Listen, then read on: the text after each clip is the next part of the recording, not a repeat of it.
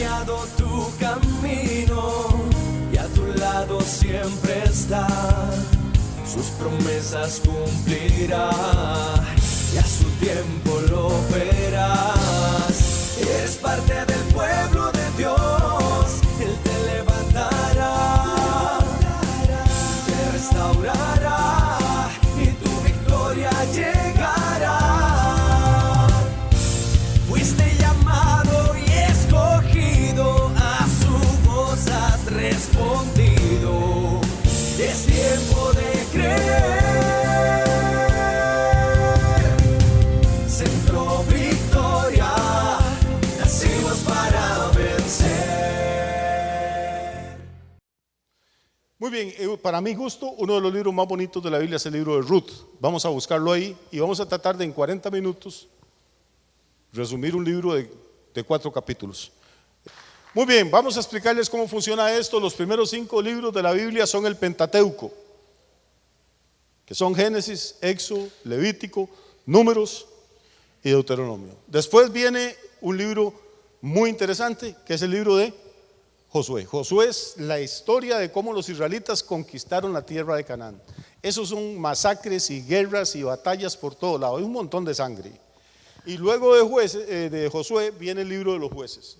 Los jueces gobernaron Israel durante un periodo como de 300 años. Y fue un periodo también de mucha apostasía. Los israelitas se apartaban de Dios, les iba mal, había guerras constantemente. Y estos jueces no eran como los jueces penales o civiles o de familia que hay hoy en día. Estos jueces eran caudillos militares que tenían que estar luchando para mantener intactas las fronteras de Israel, de cada tribu. Hasta una mujer hubo ahí, se llamaba Débora. Y luego de toda esa sangre y todas esas guerras entra el libro de Ruth, que es como un remanso, como un oasis. Es un libro donde no hay batallas, donde no le cortan la cabeza a nadie, y que tiene en apenas 4 capítulos una cantidad enorme de revelación para nosotros. Así que yo sé que el tiempo no alcanza hoy, pero voy a intentar por lo menos motivarlos a ustedes para que esta semana lean completo el libro de Ruth. Por más lento que sea usted para leer, en 15 minutos lo ha leído todo, 15 minutos. Y yo estoy seguro que el Señor le va a enseñar muchas cosas más, aparte de las que usted va a aprender esta mañana. Amén. Muy bien, vamos a tratar de encontrar a Ruth. Entonces ya les dije por dónde andaba. Termina Deuteronomio, sigue Josué, sigue Jueces y viene Ruth. Capítulo 1, versículo 1 dice: aconteció en los días que gobernaban los jueces. Entonces lo primero que Dios está haciendo aquí es ubicarnos cronológicamente. ¿Cuándo fue que ocurrieron los hechos que vamos a leer? Ocurrieron en los días que gobernaban los jueces, en ese periodo de más o menos 3 siglos, de 300 años, en que Dios levantaba caudillos militares para que derrotaran a los enemigos y para que el pueblo volviera a adorar al único y verdadero Dios. En esa época, dice, hubo hambre en la tierra. Y esa hambre en la tierra de que está hablando no es todo el planeta, es la tierra de Israel. Esto es extraño. Yo sé que uno tiende a leer la Biblia y a leerla rápido y no piensa en estas cosas. Hubo hambre en la tierra de Israel. ¿Cómo iba a haber hambre en la tierra de Israel si esta es la tierra que Dios le dijo a Abraham que fluía leche y que fluía miel? Se supone que esta era la tierra de la abundancia. Se supone que esta era la tierra donde los israelitas iban a comer a 2 cachetes de todo lo que había ahí. Y de pronto hay hambre en la tierra. No, repito, no me voy a meter en eso, pero nada más voy a llamar la atención para que cuando ustedes lo lean esta semana, mediten sobre eso y yo sé que van a recibir mucha ayuda. Y dice, un varón de Belén de Judá fue a morar en los campos de Moab, él y su mujer y 2 hijos suyos. Entonces, en la tierra de Israel hay un pueblecito que se llama Belén, que está en el territorio de la tribu de Judá, y ahí vive un hombre casado y con 2 hijos. Y el hambre es tanta, la necesidad económica es tanta, que él hace lo que millones de personas han hecho a lo largo de los siglos, lo que miles de gente de Pérez Celedón han hecho durante las últimas décadas. La situación se pone tan difícil que tienen que emigrar a otro país. Y el que ha migrado sabe que eso no es fácil.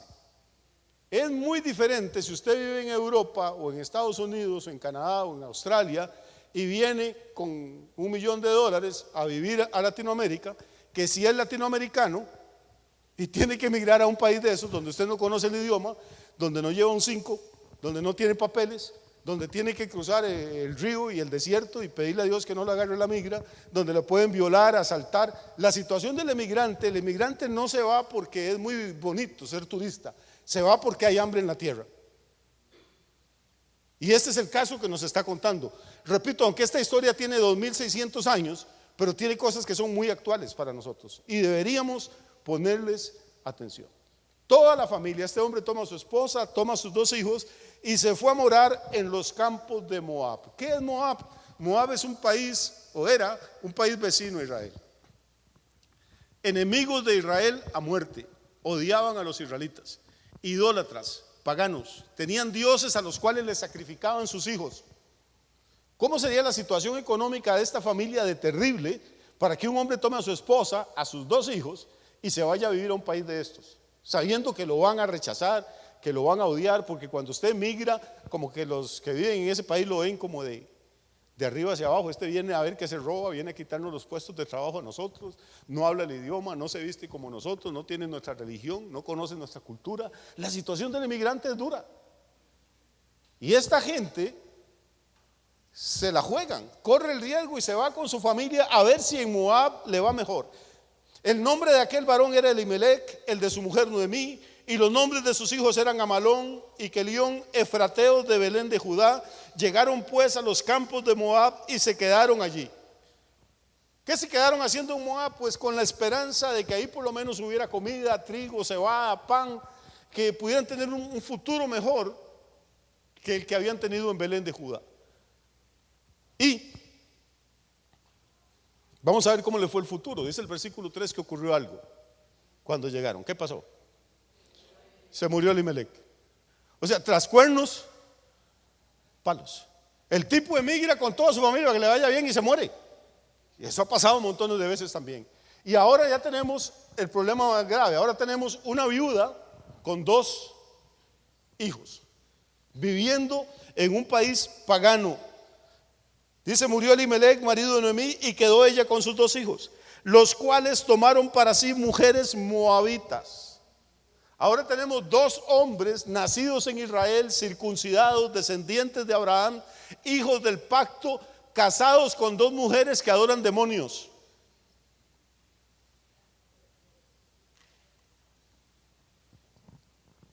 No sé si estoy pintando el cuadro lo suficiente para que usted vea qué es lo que está pasando. Repito, porque si leemos la Biblia en la carrera no vamos a pensar en estas cosas. Se casan entonces con una mujer moabita que se llama Orfa y la otra se llama Ruth, y habitaron allí unos 10 años. Ahora vamos a ver qué ocurre. Dice: y murieron, verso 5, y murieron también los 2, Malón y Kelión, quedando así la mujer desamparada de sus 2 hijos y de su marido. O sea, en este viaje, 10 o 12 años después de haber dejado Belén de Judá, les ha ido, como diríamos en Costa Rica, como un quebrado. Viuda, se le muere un hijo, se le muere el otro hijo y queda con 2 nueras. ¿Y qué nueras? Paganas, en un país extranjero, sin un peso en la bolsa. La situación de esta mujer es una mujer de verdad, una situación, lamentable. Y en esa crisis, cuando uno toca fondo, ¿sabe la ventaja? ¿Sabe cuál es la ventaja de tocar fondo? Es que ya no puede caer más abajo. Cuando usted ha tocado fondo, de ahí en adelante solo para arriba puede ir. Cuando usted llegó al final del hueco, lo único que puede hacer es escalar. Y esta mujer ya había tocado fondo, y en eso, años después de haberse ido de su tierra, dice algo interesante: se levantó con sus nueras y regresó de los campos de Moab, porque oyó en el campo de Moab que Jehová había visitado a su pueblo para darles ¿qué? Para darles pan.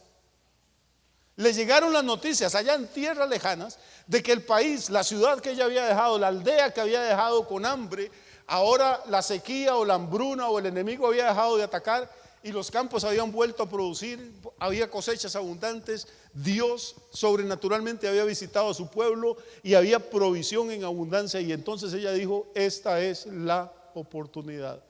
La inmensa mayoría de gente que emigra siempre tiene en su corazón el deseo de volver a su casa, de morirse por lo menos y que lo entierren donde enterraron a los papás, aunque sea viejo, pero volver. Y esta mujer albergaba ese sueño, albergaba ese deseo en su corazón, y un día oye que la cosa mejoró, que la situación económica es abundante ahorita en Israel, y entonces se levanta para volverse a su patria.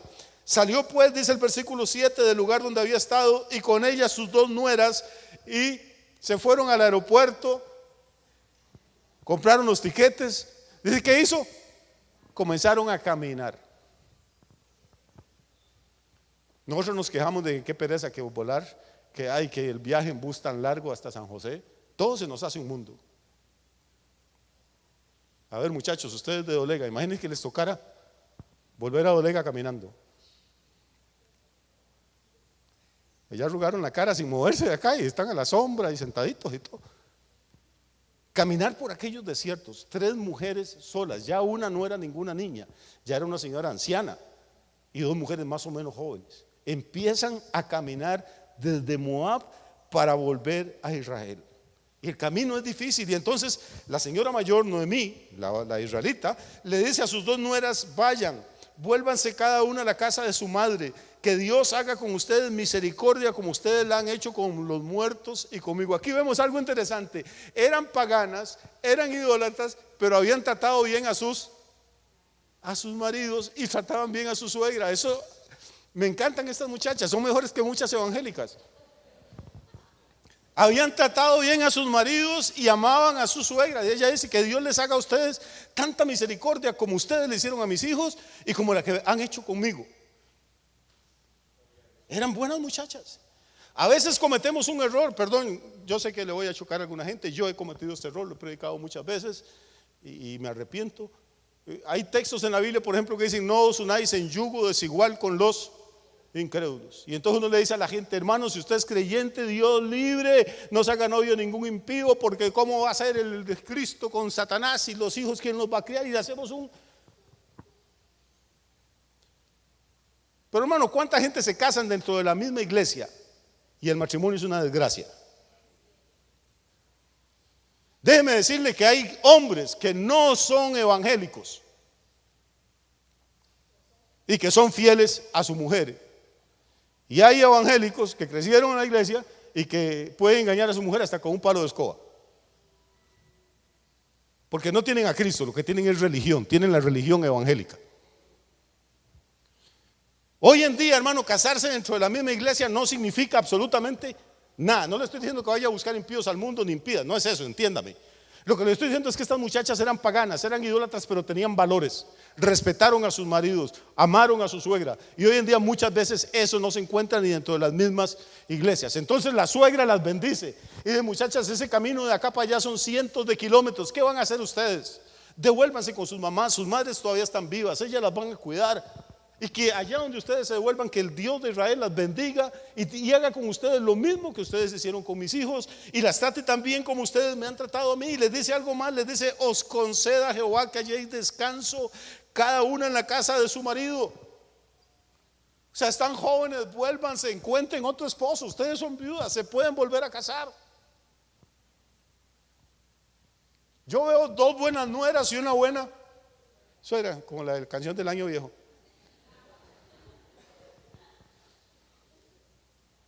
2 buenas nueras y una buena suegra. Y luego dice, las besó y ellas alzaron su voz. ¿Qué quiere decir alzaron su voz? Alzaron su voz y lloraron. ¿Qué quiere decir alzaron su voz? Gritaron. No voy a decir nada porque sonaría sexista, pero esta es una escena desgarradora. Estas mujeres aman a su suegra las ama a ellas, y ella quiere que se queden ahí en Moab por el bien de las muchachas.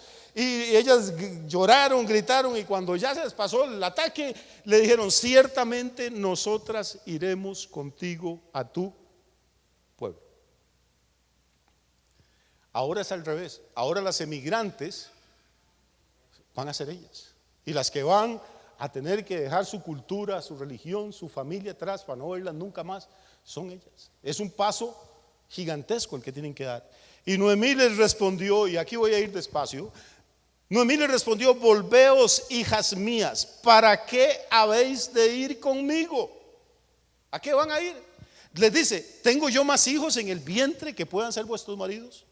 Aquí está, para explicarles un poquito, está citando tácitamente una ley que se llama la ley del levirato.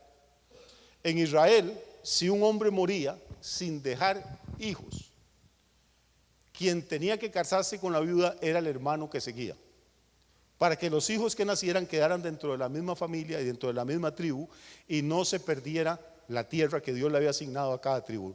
Eso se llamaba la ley del levirato. Entonces lo que Noemí les está diciendo es: primero, yo estoy vieja. Segundo, si quedara embarazada ahorita, ¿de a dónde? Porque no hay ningún hombre cerca. Pero si llegara a quedar embarazada, mientras mis hijos nacen, pasan la niñez, la preadolescencia y la adolescencia, y llegan a una edad para casarse, ya son ustedes las que van a estar viejas y no pueden tener más hijos. O sea, es sentido común, es una mujer que conoce de la vida, que sabe. Otra dice: ay, sí, qué dicha que van conmigo para no irme sola porque este viaje es tan largo. Pero no está pensando en ella, está pensando en lo que es mejor para sus nueras. ¿Para qué habéis de ir conmigo? ¿Tengo yo más hijos en el vientre que puedan ser vuestros maridos? Volveos, hijas mías, e idos, porque yo ya soy vieja para tener marido. Y aunque dijera: esperanza tengo, y esta noche estuviera con marido, y aún diera a luz hijos, ¿habíais vosotras de esperarlos hasta que fuesen grandes? ¿Habíais de quedaros sin casar por amor a ellos? No, hijas mías, que mayor amargura tengo yo que vosotras, pues la mano de Jehová ha salido contra mí. Y ellas alzaron otra vez su voz. ¿Qué era alzar la voz? Volvieron a gritar. Y otra vez lloraron. Y aquí viene la parte linda. Alzaron otra vez su voz y lloraron. Y Orfa, que quería tanto a su suegra, Orfa la besó. Dice: Orfa besó a su suegra, mas Ruth se quedó con ella. Y aquí viene el primer principio, amado. Amarres el cinturón de seguridad.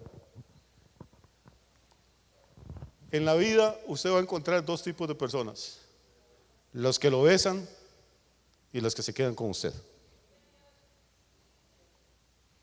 Y usted tiene que decidir cuál de las dos personas quiere rodearse: si las de los que besan o las dos que se quedan con usted.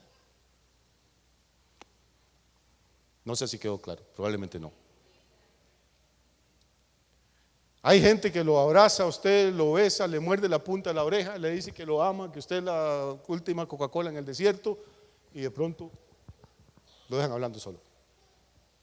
Hay gente que quizás no es tan expresiva, pero que tiene un compromiso y se va a quedar a la par suya. Y ayer estábamos hablando precisamente de no tener raíz en sí. Estábamos usando la parábola del sembrador de Mateo 13 para los que vinieron anoche. Y lo que decíamos, que uno de los problemas de la gente que no tiene raíz en sí es porque responden al mensaje de la palabra de Dios con gozo, con alegría, pero el gozo les dura poco porque no tienen raíz en sí, porque fueron sembrados en pedregales, y la respuesta que le dan al mensaje del evangelio es emocional. Se emocionan, lloran, gritan, pasan al frente, se hincan, piden oración, pero un mes o un año o 2 años después ya usted no los ve más. Fueron sinceros cuando se emocionaron, fueron sinceros cuando lloraron. Yo creo que Orfa, con todo su corazón, de verdad sentía ganas de llorar y de gritar cuando se estaba despidiendo de su suegra. Creo que de verdad era sincera cuando decía: nosotras vamos a caminar contigo. Pero cuando la suegra le barajó el naipe y le dijo: mijita, siéntese, usted se va a quedar solterona toda la vida, se va a quedar sin hijos por andar conmigo. ¿Usted cree que aún durmiendo yo esta noche con un hombre y quedando embarazada hoy, usted se va a esperar 19 o 20 años para casarse con ese muchacho, sabiendo que cuando se case ya usted no va a poder tener hijos? Piénselo bien. Y la muchacha lo pensó y dijo: bueno, un besito a mi suegra, que Dios la acompañe, y me devuelvo para Moab, me devuelvo a mis dioses, me devuelvo a mi pueblo, me devuelvo a mi pasado, me devuelvo a mi cultura. Ruth no la besó. Orfa besó a su suegra, mas Ruth se quedó con ella. Y usted tiene que decidir no solo de qué clase de gente se va a rodear en la vida, sino qué clase de persona va a ser usted: si de los que besan o de los que se quedan. Ahora, si logra encontrar quién lo bese y quién se quede, felicidades. Hay unos que ni besan ni se quedan. Pero aquí estamos hablando de otros dos tipos. Y lo más interesante es lo que viene después, porque aquí viene una cosa que es, a mí me vuela el cerebro, porque esto es poesía pura.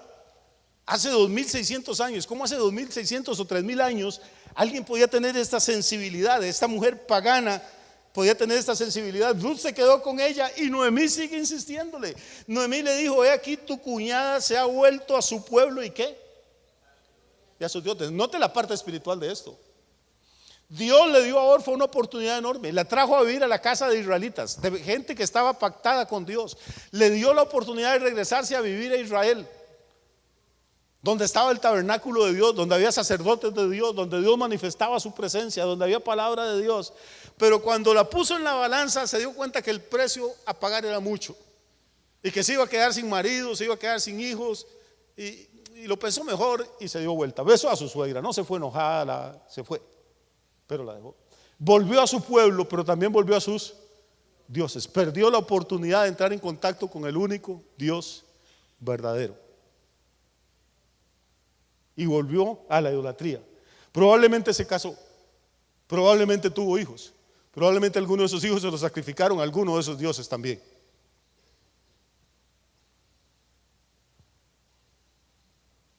Y Noemí y Ruth se quedan viendo donde Orfa vuelve la espalda y empieza a caminar y se va haciendo pequeñita y pequeñita en la distancia. Al final hay un puntito nada más allá en el horizonte, alzan la manita y nunca más se vuelven a ver. ¿Cuánta gente, hermano? Cuando le ponen por delante lo que cuesta seguir a Cristo, lo piensa mejor y dice: no, mejor me vuelvo a mis amigos, me vuelvo a mi religión, me vuelvo a mi familia, y la verdad es que esto es muy complicado, y echan para atrás y se pierden la oportunidad más grande que un ser humano puede tener, la de entrar a vivir en comunión con el Dios viviente.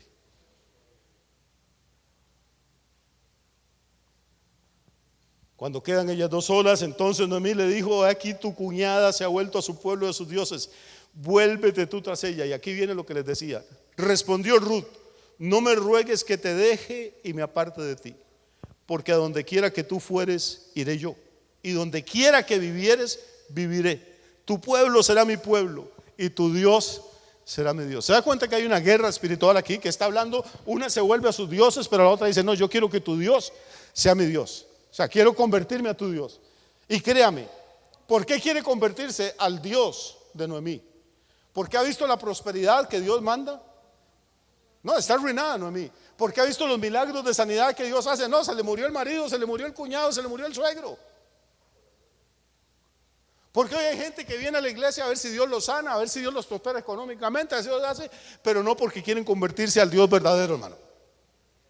Lo más importante no es la prosperidad, y creo en un Dios que prospera. Lo más importante no es la sanidad, y creo en un Dios que hace milagros. Lo más importante no son los dones del Espíritu Santo, y creo en un Dios que reparte dones. Lo más importante es esta salvación tan grande que Cristo compró para nosotros. Y si solamente el Señor nos perdonara nuestros pecados y nos diera vida eterna, y nos cayeran todas las plagas del mundo y nos arruináramos, aún así tendríamos que vivir de rodillas dándole gracias. Porque cualquier enfermedad, cualquier crisis es temporal, pero la salvación es eterna, hermano. Esta mujer lo entendió claro. Ella no vio milagros, no vio sanidades, no vio prosperidad. Lo único que vio es que en medio de las crisis Noemí se mantenía fiel a su Dios. Y ella le dice: no me ruegues, ni insistas, ni pierdas tiempo. Voy a ir como una garrapata, como una sanguijuela pegada a ti. Donde tú te muevas, vas para la derecha, voy para la derecha, vas para la izquierda, voy para la izquierda, vas para adelante, yo te sigo. No sé cómo es tu pueblo, no había fotos en esa época, no había celulares para mandarle una imagen de cómo era la aldea de Belén. No me interesa cómo sea, ahí voy a vivir, y a donde te entierren a ti, ahí me van a enterrar a mí. Esto, hermano, no es emoción, esto es una decisión. Hoy en día necesitamos gente que pase de la emoción a las decisiones. Oímos un mensaje de finanzas, nos emocionamos y gloria a Dios, voy a hacer un pacto, voy a empezar a diezmar. El pacto les dura como 3 meses, porque a los 2 meses los despiden del trabajo y dicen: no, eso no sirve, me engañó el pastor.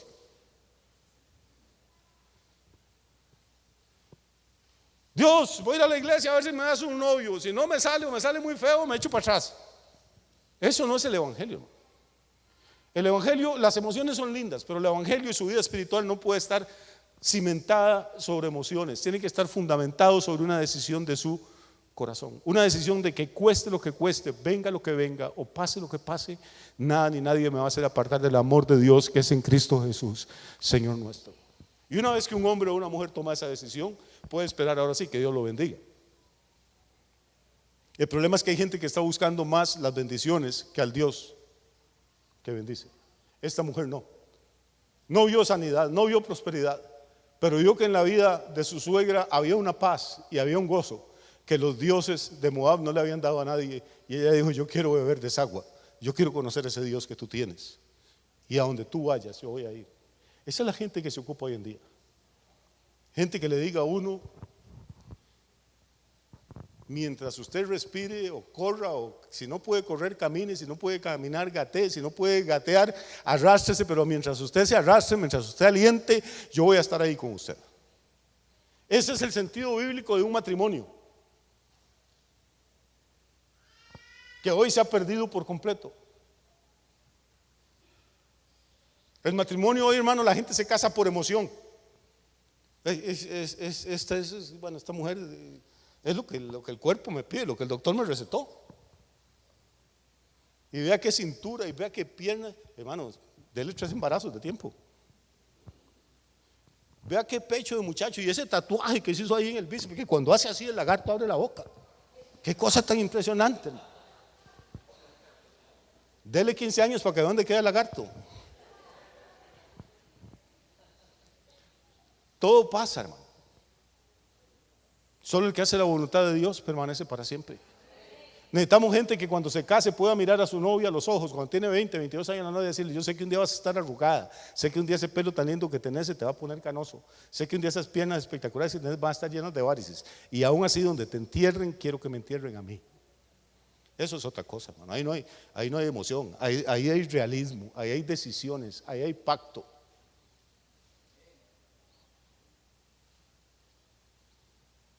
Nos han engañado las telenovelas, nos han engañado las películas de Hollywood. Hemos comprado en la iglesia un concepto del romance, hermano, y del matrimonio que no es bíblico, perdone que le diga, y por eso tenemos los fracasos que tenemos.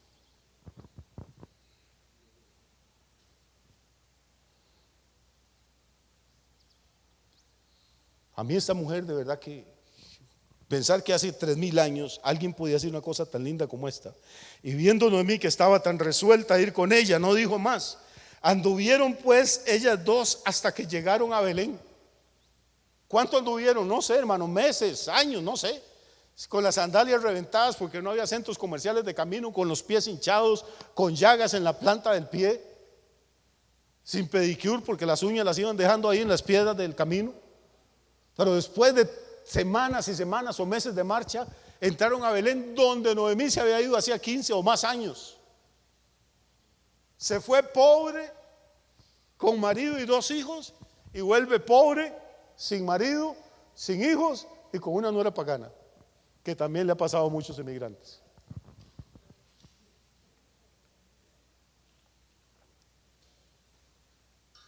Pero ¿a dónde dice que llegaron? Perdone.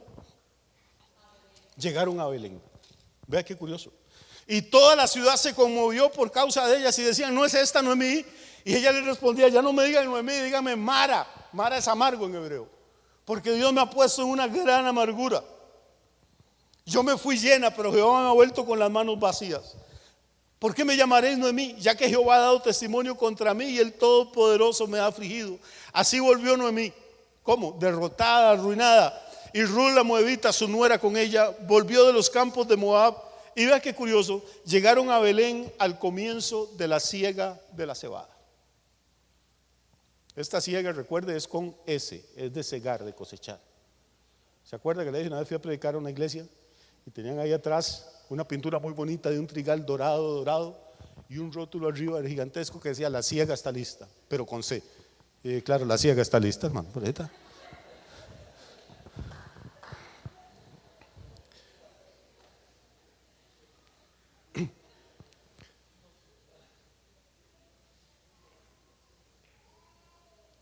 Qué curioso, hermano. Llegaron con hambre, pero llegaron exactamente en el tiempo que estaba empezando la cosecha de la cebada. Y en esta ciudad de Belén hay un señor que se llama Booz, que es el dueño de la mayor cantidad de trigales y el que tiene más empleados trabajando con él.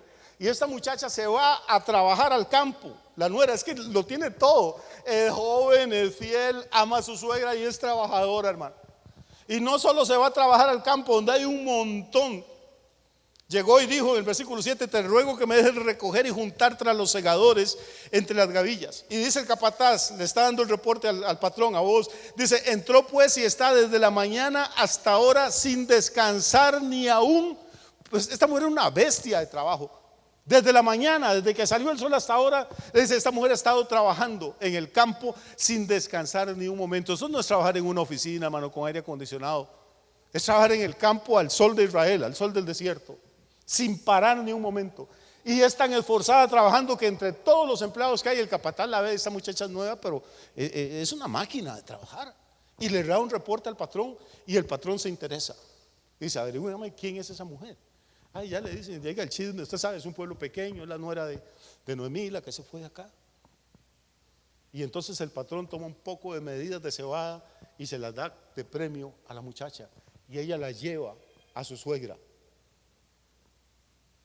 Y su suegra dice: ¿de dónde sacaste tanta cebada? Dice: el dueño de la finca me lo dio. Y la suegra, que está en todas, dice: hombre, esa finca es de Booz y Booz es medio pariente de nosotros. Y según la ley del levirato, Booz tiene la posibilidad de casarse con vos porque es miembro de la familia y mi marido no dejó hermanos.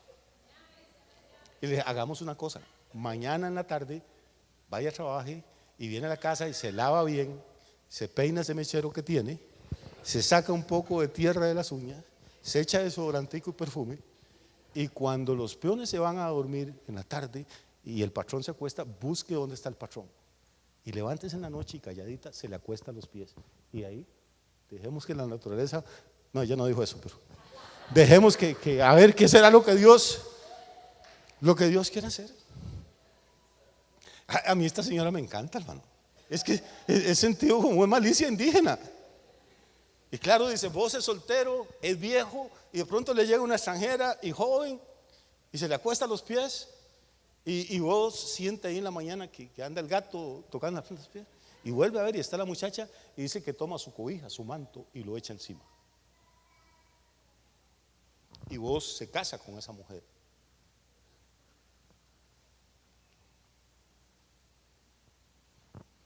¿Sabe qué significa vos? El nombre en hebreo significa poderoso. ¿Sabe qué significa Belén? Betlehem es la casa del pan. Y no solo se casan, sino que la mujer tiene un hijo. Y el hijo se llama Obed. ¿Sabe qué significa Obed? Significa siervo. Y su suegra, que había perdido 2 hijos, ahora le ayuda a criar el nieto. Y esta mujer, que era extranjera y pagana, se casa con el hombre más poderoso de Belén. Y hay algo muy curioso. Déjeme leerle. Aguantan 10 minuticos más. Porque repito, esta historia es muy linda. Si usted lee el capítulo 2, el versículo 4,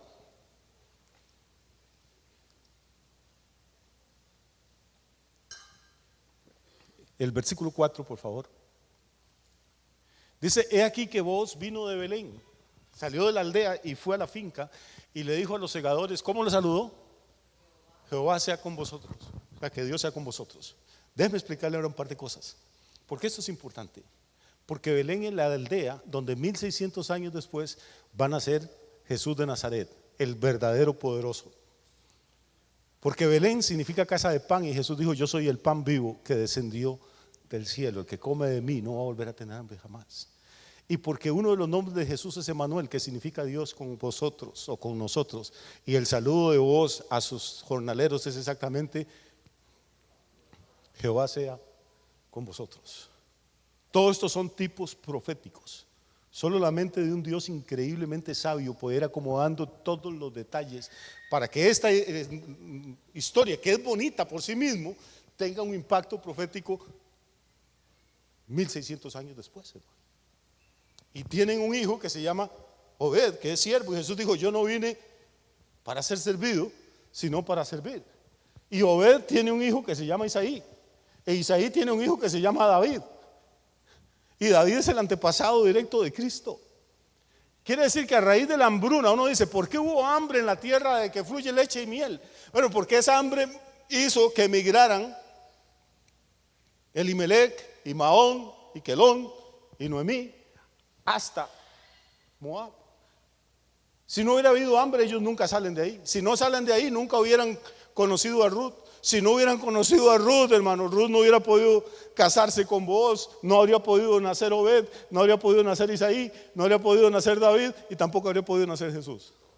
Así es que a veces hay hambre en nuestra vida y a veces hay crisis y uno dice, pero ¿por qué? Si aquí fue donde Dios me trajo, aquí es donde Dios prometió que me iba a bendecir, ¿por qué Dios permite esto? Y a veces hay que esperar 10 o 12 o 15 o 20 años y habrá algunos casos que esperar toda la eternidad para entender por qué. Pero nos vamos a dar cuenta que Dios estaba acomodando las piezas para llevarnos a ciertos lugares y encontrarnos con ciertas personas que no solo nos iban a besar, sino que se van a quedar con nosotros para siempre. Este es un cuadro espectacular de la gracia de Dios. Dios mueve todas las fichas para alcanzar a una mujer pagana, idólatra, y enseñarnos que en Cristo Jesús no hay ni judío, ni gentil, ni varón, ni mujer, ni siervo, ni libre, sino que todos somos uno por la gracia de Él.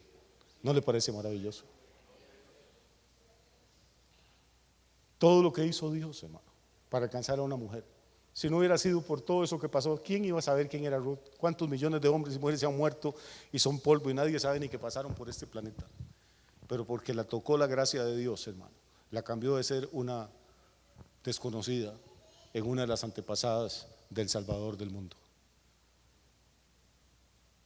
Si no hubiera sido por la gracia de Dios, usted y yo pasamos por este planeta y dentro de 50 o 100 años nadie ni se acuerda que estuvimos aquí. Cuando se muere el último nieto ya nadie se acuerda de uno. Pero porque Dios tocó su vida y la mía, vamos a tener un nombre por toda la eternidad. Y cuando la gente se haya olvidado quiénes eran los reyes y los poderosos del mundo, en el cielo todavía van a resonar los nombres nuestros, adorando y glorificando a Cristo. Así que Dios les bendiga en esta mañana, que tengan una semana muy, pero muy bendecida. Y tal vez después terminamos el libro, porque de verdad que tiene mucha revelación. Léalo esta semana, yo sé que va a enriquecerse muchísimo.